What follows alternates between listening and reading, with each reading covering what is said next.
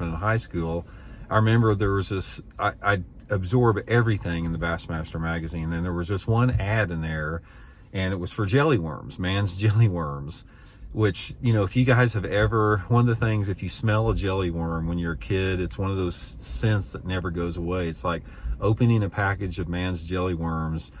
It's the most unique scent. It's a very pleasant scent, and it stays with me forever.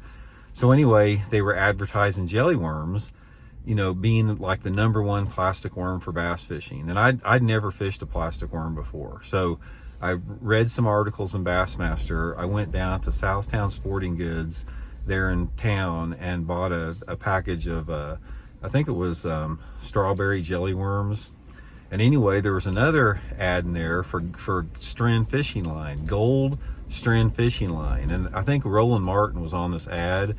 So I'm like, man, I got to have some jelly worms and Gold Stren line. So I bought a spool of 8-pound test Gold Stren line, and I got a jelly worms, my package of jelly worms, and I got figured out how to do a Texas rig, you know, from reading the magazine, and I was all set.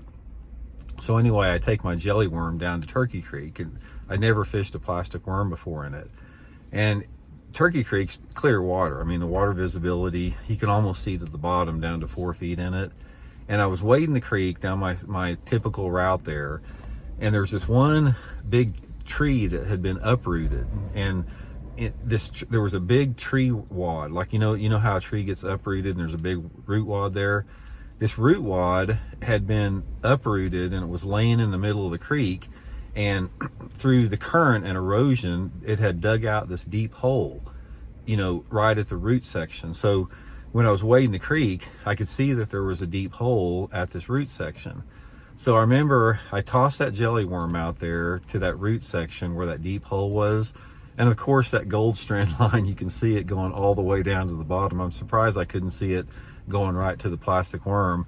But I threw that jelly worm over there, the strawberry jelly worm, and I'm, you know, working, you know, this little hole is no bigger than like the hood of a truck. It's pretty small.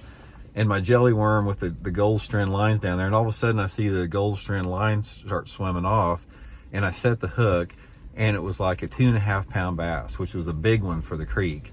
And I could see it fighting down there in the root wad, and fought it and got it in, and I'm holding it up there, and I've got my jelly worm hanging out of its mouth and the Gold Stren line, and put it back in the water, let it go, and I cast it in there again and caught another one, about a 2-pounder.